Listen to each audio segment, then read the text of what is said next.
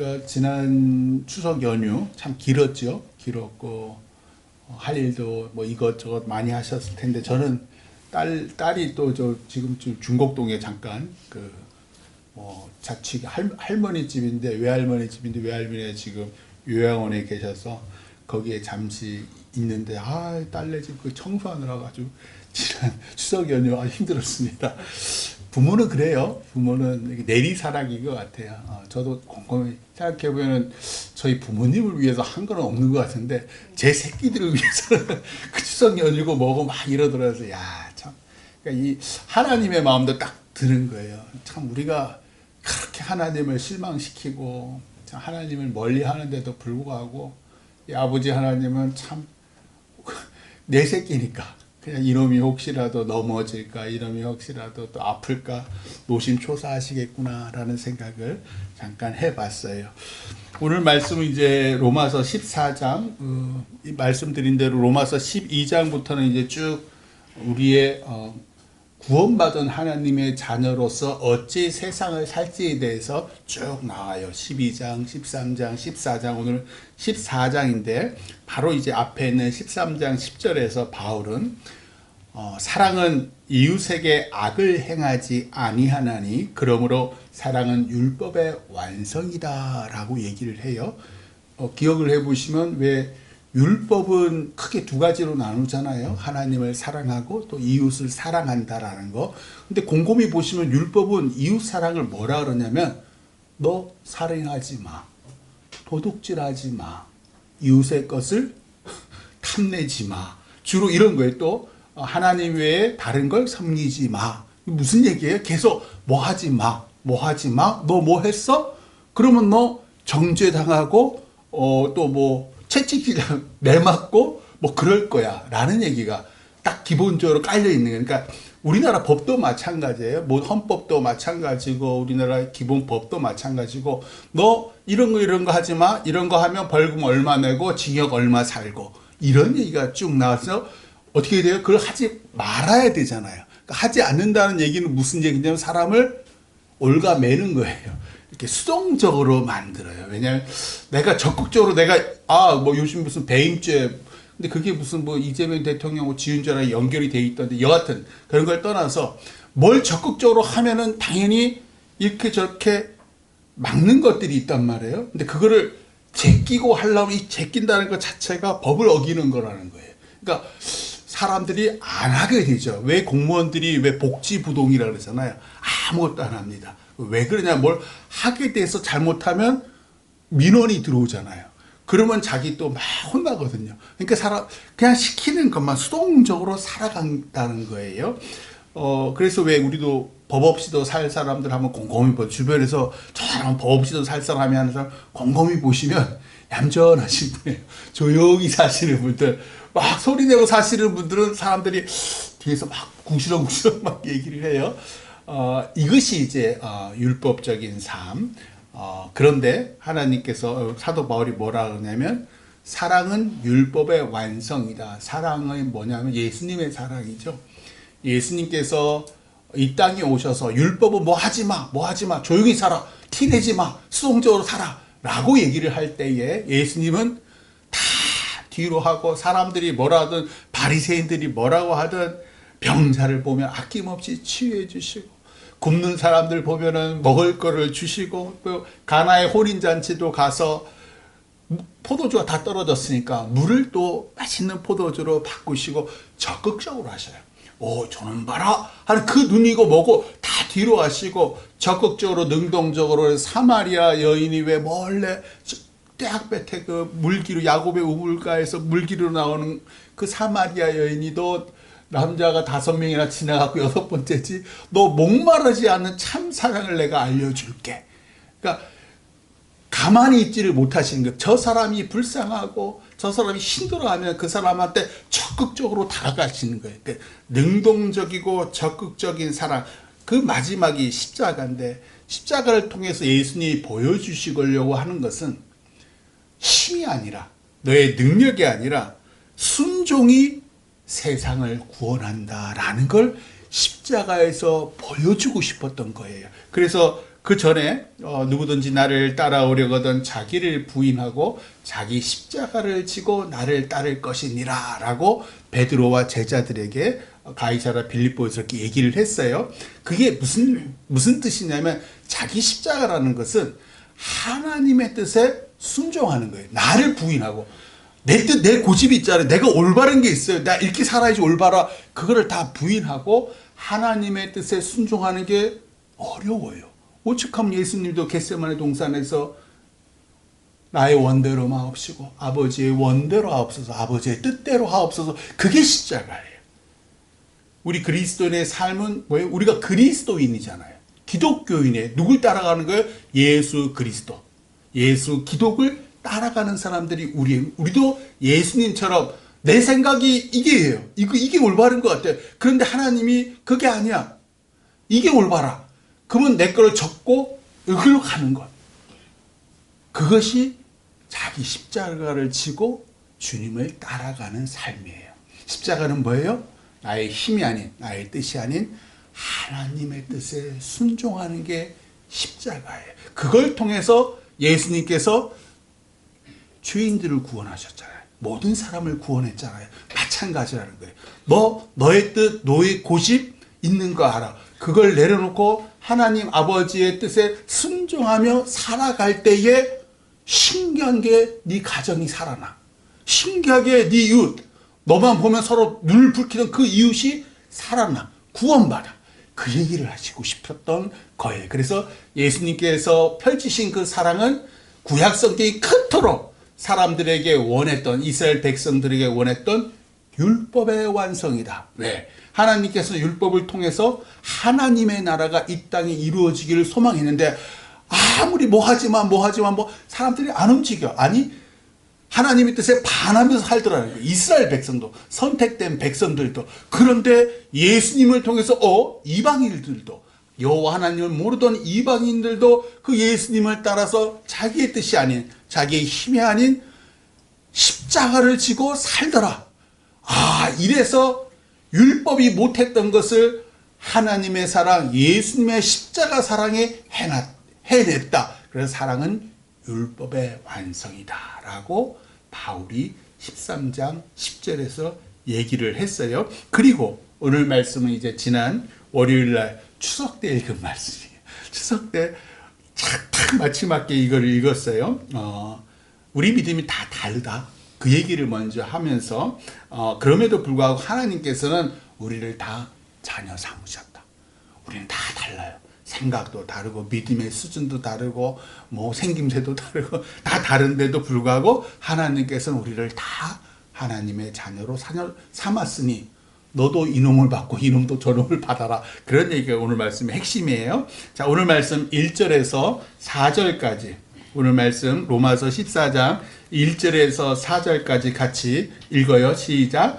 믿음이 연약한 자를 너희가 받되 그의 의견을 비판하지 말라. 어떤 사람은 모든 것을 먹을 만한 믿음이 있고 믿음이 연약한 자는 채소만 먹느니라. 먹는 자는 먹지 않는 자를 업신여기지 말고 먹지 않는 자는 먹는 자를 비판하지 말라. 이는 하나님이 그를 받으셨음이라. 남의 하인을 비판하는 너는 누구냐? 그가 서 있는 것이나 넘어지는 것이 자기 주인에게 있음에 그가 세움을 받으리니 이는 그를 세우시는 권능이 주께 있음이라. 아멘. 믿음이 연약하다 또는 믿음이 강하다라는 뜻은요, 믿음이 연약하다라는 것은 하나님을 온전히 의지하지 않는다. 하나님을 온전히 믿지 않는다. 그래서 믿음이 연약하다. 반면 믿음이 강하다, 믿음이 크다라는 것은 하나님을 온전히 믿는다. 하나님께 온전히 모든 것을 다 의지한다라는 의미예요. 예전에도 말씀드렸지만 아브라함이 처음에는 75세 때 하나님의 말씀을 믿고 떠났죠. 자기의 고향 갈대아 우르를 떠났죠. 그럼에도 불구하고 기근이 오고 온갖 일이 있으니까 자기 뜻대로 살다가 고난을 받음에도 불구하고 하나님께서 그때마다 재물을 채워주시고 사람을 더 부유하게 해주셔요. 무슨 얘기냐면 믿음은요, 우리로부터 시작하지 않아요. 믿음은 하나님께서 우리에게 은혜를 주심으로 우리가 믿음이 시작이 돼요. 절대로 아무것도 없는 상태에서 하나님 믿는 사람은 아무도 없습니다. 단 한 명도 없습니다. 하나님께서 은혜를 주셨기 때문에 그 은혜가 내 아버지, 내 육신의 아버지, 내 육신의 어머니로부터 하나님의 은혜를 받는 것을 보고 난 다음에 믿으시는 분들도 있고, 아니면 내가 모태 신앙이지만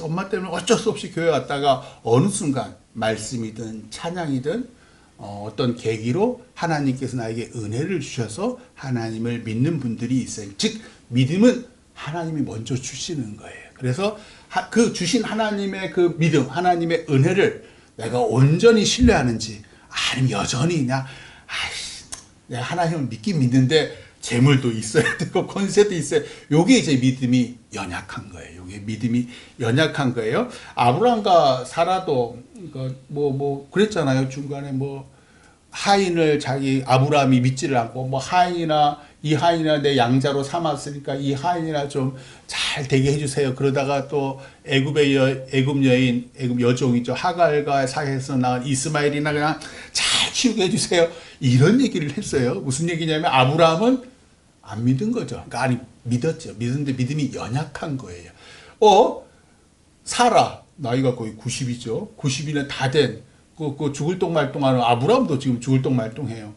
그런 사람에게 사라를 통해 내 약속의 자녀는 사라를 통해서 안 믿었지요. 막 웃었잖아요. 비웃음. 그래서 이삭이 웃음이라는 뜻이라고 말씀을 드렸어요. 그럼에도 불구하고 곰곰이 생각해 보니까 없는 걸 있게 하시고, 자기 경험을 했잖아요.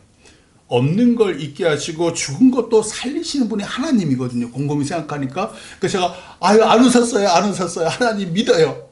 믿었단 말이에요. 그거를 이제 바울은 로마서 4장 19절에서 이렇게 얘기를 해요. 그가 100세나 되어, 아브라함이죠. 자기 몸이 죽은 것 같고 사라의 태가 죽은 것 같음을 알고도 믿음이 약하여지지 아니하고. 무슨 얘기예요? 하나님을 온전히 믿었다는 거예요. 처음엔 비웃었지만 나중에 하나님을 온전히 믿었다. 아브라함의 믿음이 약해지지 않았다라는 얘기를 해요. 왜? 사라는 못해도 하나님은 하실 수 있기 때문에. 이게 믿음이 강한 거예요. 그러니까 나는 약하고 나는 죄인이지만 하나님은 강하시고 하나님은 의로우시기 때문에 나를 통해, 내 안에 있는 성령 하나님을 통해 나는 할 수 있다. 이게 우리를 자녀 삼으신 일이에요. 오늘 말씀 1절에서 바울은 하나님보다 자기 육체를 더 신뢰하는 사람, 또 2절에 보면은 사회적 관행이나 자기 소신으로 채소만 먹는 사람들, 우리도 요즘에 채식주의자들이 베지테리안, 비건, 이런 얘기 혹시 들어보신 분들이 있을 거예요. 그런 사람들 뭐라 그러냐면 믿음이 연약한 자다라고 얘기를 해요. 왜냐하면 14절 보세요. 오늘 로마서 14장 14절에 바울이 이렇게 얘기를 해요. 제가 읽을게 들어보세요. 내가 주 예수 안에서 알고 확신하노니 무엇이든지 스스로 속된 것이 없으되 다만 속되게 여기는 그 사람에게는 속되니라. 음식은 하나님이 주신 거예요. 먹어라. 예전에 왜 노아의 홍수 전에는 채소만 먹었어요, 사람이. 그걸로 충분했으니까. 근데 음식이 모자라서 노아의 홍수 이후는 고기도 먹으라라고 허용을 하셨단 말이에요.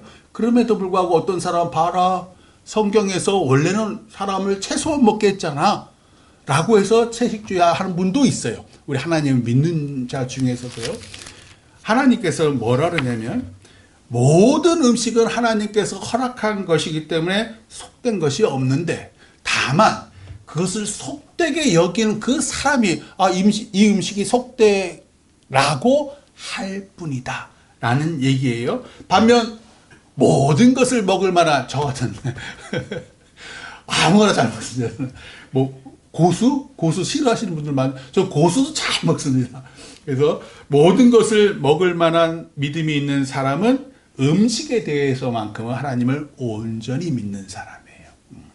그러나 너희 믿음으로, 그러니까 너희가 나는 강한 믿음을 가졌다라고 해서 믿음이 연약한 자의 의견을 비판하지 말아라. 그의 의견과 그의 약함도 받아라. 바울이 그렇게 얘기해요. 왜요? 3절에 하나님이 그를 받으셨습니다. 하나님이 그를 자녀 삼으셨느니라. 우리 자녀 중에도 다 다르잖아요. 아롱이가 있고 다롱이가 있잖아요. 똑같이 하나님의 자녀들 중에서도 믿음이 약한 자가 있고 믿음이 강한 자가 있는데 다 받아라 라고 얘기해요. 거꾸로 네가 안 먹는다고 모든 걸 먹는 사람을 비판하지 말아라. 왜요? 그도 하나님이 받으셨기 때문이다. 하나님의 사랑이 얼마나 큰지 너도 그 큰 사랑을 받았으니 너와 다른 소신, 너와 다른 관행과 생각, 너와 다른 믿음의 사람도 같은 아버지의 형제 자매로 받아라. 우리 금토교회 성도들 다 이런저런 일들이 다 있잖아요. 생각이 다 같이 받아라 라고 말씀을 해요. 아시다시피 그 바울이 활동하던 당시 유럽의 그리스도인들에겐 가장 큰 고민이 하나 있었어요. 뭐냐면 로마의 우상들, 뭐 아프로디테니, 뭐 제우스니 등등등등, 뭐 헤라니 등등등등 이들에게 드려진 음식, 제사 음식이죠. 제사 음식을 먹어야 할지 말아야 될지가 이때 아주 중요한 문제였어요. 얼마나 중요한 문제인지 오늘 로마서 14장 내내 그 얘기를 해요. 14장 전체가. 그래서 제가 중요한 부분만 따온 거예요. 하도 길게 얘기를 해서. 유대계 그리스도인들은 그 유태인들이었죠. 이스라엘 백성들 중에서 예수님을 믿는 사람들 유대계 그리스도인들이라고 하는데 그들은 어려서부터 율법에 익숙했잖아요. 그래서 그들은 제사 음식이라든지 우상에게 드려진 제사 음식이나 돼지고기 절대로 안 먹습니다. 반면에 엄마 뱃속에서부터 아무 거리낌 없이 그 헬라계 유럽인들이죠. 헬라계 그리스도인들은 거리낌 없이 음식을 먹는 거예요. 제사 음식이도 뭐 어렸을 때부터 그렇게 해왔던 거예요. 그러다가 이제 예수님을 믿게 된 거지요. 이해가 안 가는 거죠. 야, 모든 음식은 하나님이 주신 건데 왜 뭘 먹고 마시고 또 당시에는 또 음식이 얼마나 귀했겠습니까? 고기는 어쩌다가 한번 먹는 거잖아요. 그럼 그 고기라도 먹어야 되는데 이놈의 저 유대계 그리스도인들은 뭐 율법 운운하면서 먹지 못하게 하는 거예요. 참 뭔가 어떤 부모, 어떤 배경에서 태어났는지에 따라서 제사 음식에 대한 관점이 서로 달랐다라는 거예요. 우리 성도들 중에도 이번 그 추석 때에 뭐 다 믿는 집안이면 상관이 없는데 믿지 않는 뭐 시댁이나 뭐 처가나 그 차례상에 드려진 음식을 어떻게 해야 될지 참 고민이 많았을 거예요. 저도 처음에 미국에서 이제 한국 왔을 때 어른들 이렇게 큰 집 가서 제사 드릴 때 참 고민이 많더라고요. 뿐만 아니잖아요. 다들 그 왜 조상 신들에게 절할 때 그걸 해야 될지 말아야 될지 저희 집 사람은 교묘하게 음식한다면 싹 빠지더라고요. 저는 처음에 안 했어요. 처음에 그래도 그 후에도 안 했구만요. 안 하다가 아예 안 가버렸네요. 그러니까 이게 별 생각 없이 그 제사 음식을 드시는 분도 있고 아예 먹지 않는 분도 있고 믿음에 따라 다 좀 다르고 관점에 따라 다 다른데 참 어려워요. 오늘 오는 길에도 고등동에 보니까 성당에 들어가는 사람들이 많이 있더라고요. 우리 그 개신교 신자임에도 불구하고 이 참 그 제사 음식, 그 우상에 절하는 문제 등등 때문에 이 성당으로 가시는 분들도 제법 있어요. 왜냐면 이게 삶의 문제이기 때문에 현실의 문제이기 때문에 더 이상 뭐 시댁과 갈등하기 싫고 막 이래가지고 성당에 가시는 분들도 제법 있습니다. 판단을 유보할게요. 왜냐하면 오늘 말씀을 잘 보시면 오늘 말씀 3절에 이렇게 나와요. 먹는 자는 먹지 않는 자를 업신여기지 말고 먹지 않는 자는 먹는 자를 비판하지 말라. 이는 하나님이 그를 받으셨습니다. 네가 판단하지 말라는 뜻이에요. 왜냐하면 그 사람의 주인은 네가 아니고 나 하나님이야. 그 사람의 아버지도 나 하나님이야. 4절은 그래서 이렇게 말해요. 남의 하인을 비판하는 너는 누구냐? 그가 서 있는 것이나 넘어지는 것이 자기 주인에게 있음에 그가 세움을 받으리니 이는 그를 세우시는 권능이 주께 있음이라. 즉 네가 도덕적으로 율법적으로 그 사람이 제사 음식을 먹었네 뭐 술을 마셨네 마네 판단하지 말아라. 왜냐하면 주인이신 하나님이 그를 인정하사 나의 종으로, 당신의 종으로 삼으셨고 아버지이신 하나님이 그를 아들과 딸로 삼으셨기 때문이다. 주인이 종의 행위를 용납하는데 왜 네가 이래라 저래라 판단하느냐 라는 뜻이에요. 네가 하나님이냐? 그럼 너 자신이나 잘 돌봐라 라는 뜻이 3절 4절에 있어요. 그리고 오늘 말씀 5절 6절 같이 읽어봐요. 로마서 14장 5절 6절 시작. 어떤 사람은 이 날을 전날보다 낮게 여기고 어떤 사람은 모든 날을 같게 여기나니 각각 자기 마음으로 확정할지니라. 나를 중히 여기는 자도 주를 위하여 중히 여기고 먹는 자도 주를 위하여 먹으니 이는 하나님께 감사하며 먹지 않는 자도 주를 위하여 먹지 아니하며 하나님께 감사하느니라. 아멘. 이 날, 절기를 의미해요. 그러니까 유대인들은 왜 정해진 절기가 반드시 지켜 뭐 7대 뭐 명절 절기가 있는데 그 중에 왜 3대 절기는 우리가 기억하면 유월절, 뭐 맥추절, 초막절, 다른 이름으로 뭐 수장절 뭐 그런 거 있어요. 그것은 물론이고 안식일을 아주 다른 날보다 중히 여기잖아요. 왜냐하면 하나님께서 그날 내가 쉬었으니 너희도 쉬어라 라고 창세 때부터 하나님께서 안식일을 아주 거룩하게 구별을 하셨잖아요. 따라서 하나님의 백성이 되었다, 선택된 백성이 되었다라는 개종의 의미도 이 특별한 날들에 다 있는 거예요. 그래서 이 날을 전날보다 더 소중히 여겨요, 유대인들은요. 이때만 해도 아직 그 주님이 부활하신 그 일요일을 주일이라고 주일에 예배드리지 않았어요. 바울 때만 해도요. 그 이후에, 그러니까 지금은 그런 문제가 중요하지 않아요. 안식일, 주일 뭐 이런 논쟁이 하나도 중요한 이슈가 아니었을 때예요. 그래서 유대계 그리스도인들은 절기와 안식일을 전날보다, 보통 날보다 아주 좋게 여겼지만 헬라계 그리스도인들은 그런 배경이 없잖아요. 그러니까 이날이든 저날이든 다 하나님께서 우리에게 주신 소중한 날이잖아요. 이날은 하나님께 예배드리는 안식일이고 저날은 하나님께서 우리를 보고 일하고 풍성하게 먹으라고, 직장이든 가정이든 다 소중하다고 생각하는 거예요. 중요한 건 오늘 이제 말씀에서 유대계든 헬라계든 모든 그리스도인들은 주님을 위해 사는 것이다. 서로의 다름을 지적하고 내가 옳다는 율법주의가 아니라 함께 모여 주님을 찬양하고 주님께서 차려주신 성찬을 다 같이 먹고 하나님께 감사하는 게 중요하다라고 바울이 얘기해요. 교회는 다양한 사람들이 모여서 다양한 입장과 의견이 있지만 주님처럼 서로 용납하고 사랑하는 게, 주님께서 무릎을 꿇고 제자들의 발을 씻기실 때 이놈은 날 배신할까? 나랑 입장이 달라? 이러고 안 씻지 않았잖아요. 다 씻겨주셨잖아요. 서로 이 교회는, 주님의 교회는 서로 용납하고 서로 사랑하는 게 교회고 그리스도인이다 라는 것을 바울이 얘기를 하는 거예요. 그리고 오늘 말씀 7절 8절도 같이 봉독해요. 시작. 우리 중에 누구든지 자기를 위하여 사는 자가 없고 자기를 위하여 죽는 자도 없도다.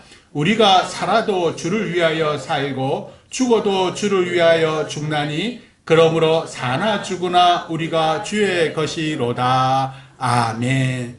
요거는 자기 자신을 위해서 살다가 죽어버리면 하나님의 자녀가 아니다, 그리스도인이 아니다 라는 말이 숨어져 있는 거예요. 우리는 예수님으로 인해서 구원받아 하나님의 종이요, 하나님의 백성이요, 하나님의 자녀가 된 사람들이에요. 예수님 믿기 전에는 우리가 세상에 속했지요. 특별히 뭐 저 같은 사람들. 그런데 이제 구원의 은혜를 받아서 우리가 지금은 이제 하나님께 속한 사람이 되었어요. 우리 삶의 기준은, 잘 들으세요. 우리 삶의 기준은 이념이나 정치적 성향이 되면 안 돼요. 우리가 왜 교회 내에서도 서로 다투냐면 그것을 더 중요시 여기면 반드시 다투게 되어 있어요.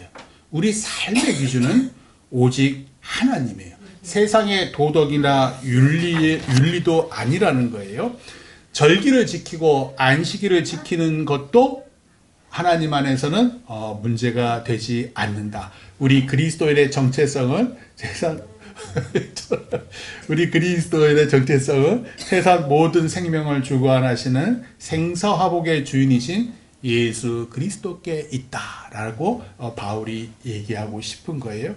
그런데 이제 오늘 말씀을 한번 입장을 바꿔놓고 우리는 이방인이기 때문에 우리는 한국 사람이기 때문에 우리 입장에서 늘 성경을 보는데 만약에 내가 유대계 그리스도인이었다면 내가 이스라엘계 그리스도인이었다면 오늘 바울의 말이 어떻게 들렸을까? 조상 대대로 믿고 왔던 율법이 정한 중요한 절기와 안식일 준수 그리고 율법이 정한 정결한 음식과 불결한 음식을 어머니의 태중에서부터 늘 듣고 먹고 안 먹고 해왔던 유대인이란 말이에요.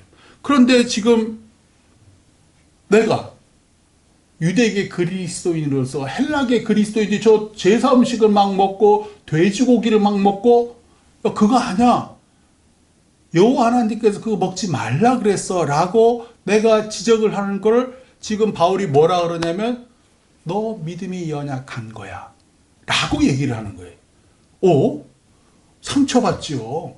상처받습니다. 나는 분명히 이것이 올바르다고 수만 년 동안 지켜온 조상 대대로 지켜온 하나님을 믿는 방법 중에 하나인데 특별한 날들 또 음식에 대해서 특별히 유대교는 뭐 이슬람교도 마찬가지 대부분의 종교들은 그런 걸 되게 중요시 여겨요.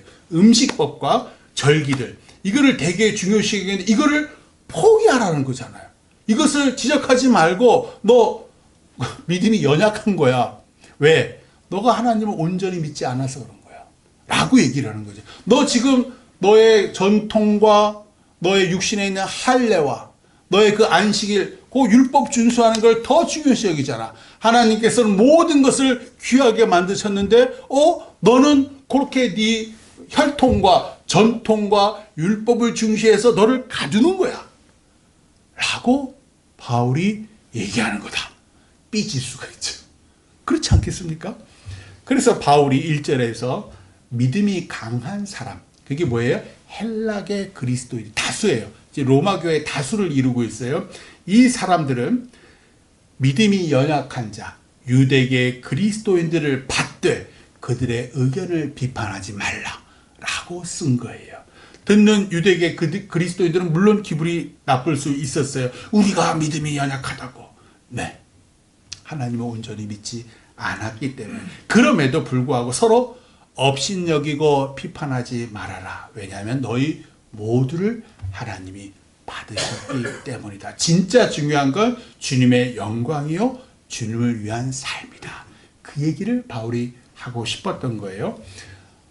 우리 교회 내에서도 지금 우리 교회가 벌써 50년이 돼가요. 내년이면 50주년.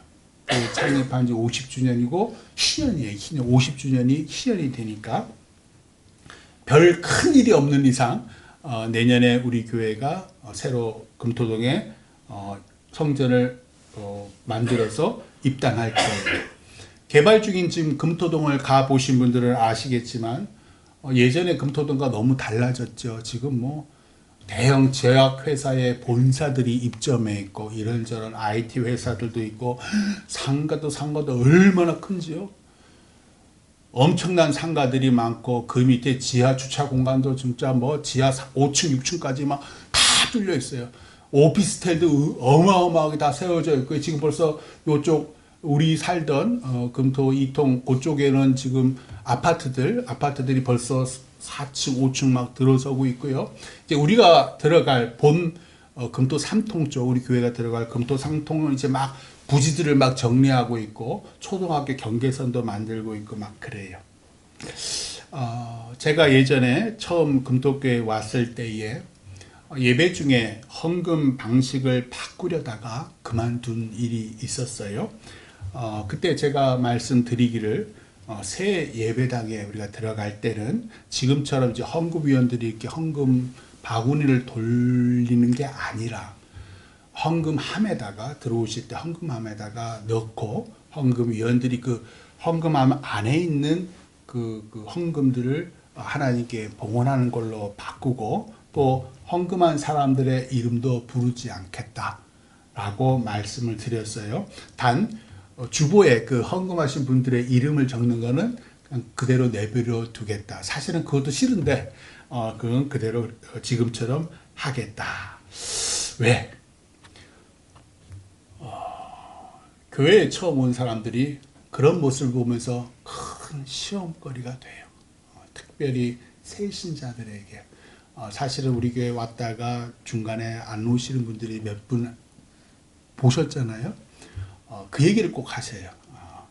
그러면 앞으로 금토동에 이제 입주하시는 분들, 대부분 젊은 분들이 많을 텐데, 다른 교회 한번 가보세요. 다른 큰 교회, 뭐 우리들 교회나 분당 우리 교회, 뭐 큰 교회를 가보시면 헌금을 우리처럼 돌리는 데가 없어요. 다 헌금함에 넣는 분도 있고 안 넣는 분도 있겠죠. 빵꾸 뻥 뚫고 그런 거 본다고 또 막 비판하는 사람들이, 왜냐하면 이 새신자들에게, 특별히 교회에 안 믿던 사람이 교회에 딱 와서 그 헌금 이렇게 돌리는 걸 보면 시험당해요. 한번 알아보려고, 교회는 어떤 데인지 알아보려고 했는데 어머 이렇네. 물론 아닙니다. 기존대로 해야 합니다. 라는 분들의 입장도 전 잘 알고 있어요. 그래야지 지금처럼 이렇게 돌려야지 헌금하는 사람도 더 많아지고, 뿐만 아니라 내가 헌금한 것에 대한 보람도 느낄 수 있고, 그런 장점도 있어요. 그럼에도 불구하고 누군가에게는 그게 시험거리가 된다면, 특별히 새신자들이 금토동에 새로 입주한 사람들에게 우리 교회를 딱 왔는데 이게 큰 시험거리가 되면 어떻게 돼요? 우리 교회 안 와요. 가까운 교회로, 가까운 큰 교회로 다 빠져버려요. 불꽃교회, 우리들 교회. 거기는 모든 게 완벽한데 헌금까지도 완벽해. 그럼 글로 가지 뭐하러 우리한테 와요? 바꿔야 합니다. 물론 우리 오늘 말씀 제가 그래서 이 얘기를 드리는 거예요. 우리 안에는 다양한 입장이 있고 전통적으로 우리 금토교회는 이래 왔다라고 생각하시는 분도 있어요. 그런데 이제는 바꿔보자고요. 그래서 그러고 난 다음에 이제 한 10년 정도 자, 이랬을 때 헌금이 더 많이 거쳤는지, 이랬을 때 헌금이 더 많이 거쳤는지 한번 비교해 보자고요. 그래서 무엇이 하나님께 영광이 되었는지, 하나님께 기쁨이 되었는지 10년 후에 우리가 한번 탁 까놓고 봤으면 좋겠습니다. 하나님께서 왜 죄와 사망에서 나를 구원하셨을까? 나를 구원하셔서 도대체 무슨 일을 하시고자 하는 걸까? 오늘 말씀 17절 18절이에요. 오늘 말씀 17절 18절 같이 읽어요. 시작. 하나님의 나라는 먹는 것과 마시는 것이 아니요 오직 성령 안에 있는 의와 평강과 희락이라. 이로써 그리스도를 섬기는 자는 하나님을 기쁘시게 하며 사람에게도 칭찬을 받는. 아멘. 믿지 않는 세상 사람들이 우리를 통해, 우리 금토교회 성도들을 통해 세상에 없는 의와 평강과 희락을 보고 이 땅에 있는 하나님의 나라가 어디예요? 금토교회예요. 이 땅에 있는 하나님의 나라는 금토교회예요. 이 금토교회 서로 오고 싶어 하는 것. 야, 저기는 진짜 하나님이 살아계시더라. 하나님 말씀대로 주님의 사랑이 넘치더라. 우리 안에는 그럴 능력이 없습니다. 그러니까 바울이 뭐라 그래요? 오직 성령 안에 있다 라고 말해요. 우리 마음에 이미 임하신 성령께서 우리를 통해서 하나님의 의와 평강과 희락을 믿지 않는 사람들에게, 그리고 장차 금토교회에 올 새 신자들에게 보고 누리게 하는 것. 우리를 구원하신 목적이요 하나님을 기쁘시게 하는 일이요 사람에게도 칭찬받는 일이다. 아브라함, 모세, 다윗과 베드로와 바울처럼 하나님께서 부르시는 그날까지 주의 자녀로서 서로 베풀고 봉사하며 사랑하고 무엇보다 서로 다름을 용납하며 사시기를 주님의 이름으로 축원합니다. 기도하겠습니다. 주님 감사합니다. 연약한 저희들 주의 백성, 주의 자녀로 구원하여 주옵시고 또 주의 나라, 주의 뜻을 이 땅에 이루는